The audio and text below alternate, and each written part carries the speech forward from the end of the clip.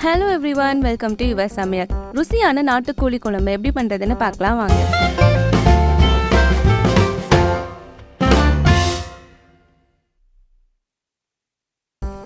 ஒரு மிக்சர் ஜாரில் 1/2 டீஸ்பூன் சீரகம், 1/2 டீஸ்பூன் சோம்பு, 1/4 டீஸ்பூன் மிளகு, 1/4 டீஸ்பூன் கசகசா, கொஞ்சமாக கொத்தமல்லி, அதே அளவு புதினா, அது கூடவே 5 சின்ன வெங்காயம், பூண்டு, ஒரு விரல் சைஸ் இஞ்சி, கடைசியாக ஒரு தக்காளி, இது எல்லாத்தையும் சேர்த்து தண்ணி சேர்க்காம பேஸ்ட் மாதிரி அரைச்சு தனியாக எடுத்து வச்சுக்கலாம்.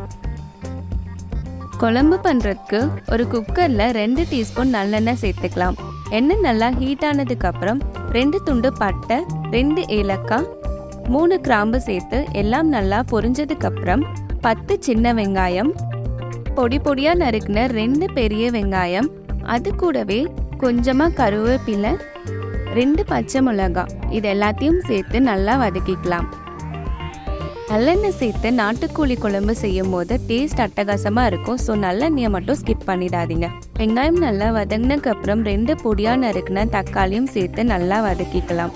எண்ணெய் நல்லா பிரிஞ்சு வந்ததுக்கப்புறம் நம்ம அரைச்சி வச்சுருந்த அந்த பேஸ்ட்டையும் சேர்த்து அது கூடவே 1/4 டீஸ்பூன் மஞ்சள் தூள், 1 டீஸ்பூன் கல்லுப்பு எல்லாத்தையும் சேர்த்து மசாலாவோட பச்சை வாசனை போகிற வரைக்கும் நல்லா வதக்கிக்கலாம். இதே மெத்தடை நீங்கள் குக்கர் இல்லாமல் கடாயிலையும் ட்ரை பண்ணலாம். ஆனால் குக்கரில் பண்ணும்போது வேலை ஈஸியாகவே முடிஞ்சிடும். மசாலாவிலிருந்து எண்ணெய் பிரிஞ்சு வந்தக்கப்புறம் அது கூடவே 1 டீஸ்பூன் மிளகாய்த்தூள், 1 டீஸ்பூன் மல்லித்தூள் ரெண்டுத்தையும் சேர்த்து மறுபடியும் ஒரு முறை மசாலாவோட எல்லாமே கலந்து விட்டுக்கோங்க. அது கூடவே 3/4 கிலோ க்ளீன் பண்ணி வாஷ் பண்ண நாட்டுக்கோழியும் சேர்த்துட்டு மறுபடியும் ஒரு முறை எல்லா மசாலாவோட கறியும் சேர்த்து வதக்கிக்கோங்க. சிக்கனோட எல்லா மசாலாவும் நல்லா ஒட்டி வந்ததுக்கப்புறம் ஸ்டவ்வை லோ ஃப்ளேமில் வச்சு 3 நிமிஷத்துக்கு சிக்கனை குக் பண்ணிக்கலாம். 3 நிமிஷத்துக்கு சிக்கன் குக் ஆனதுக்கப்புறம் குழம்புக்கு தேவையான தண்ணி சேர்த்துக்கலாம். நான் இங்கே 2 கப் தண்ணி, 1/4 கப் தேங்காய் பால் சேர்த்துருக்கேன். உங்களுக்கு குழம்பா வேணா கிரேவியாக வேணும்னா தண்ணியோட அளவை குறைச்சிக்கோங்க. உங்களுக்கு குழம்பு இன்னும் தண்ணியாக வேணும்னா இன்னும் 1 கப் தண்ணியும் சேர்த்துக்கலாம்.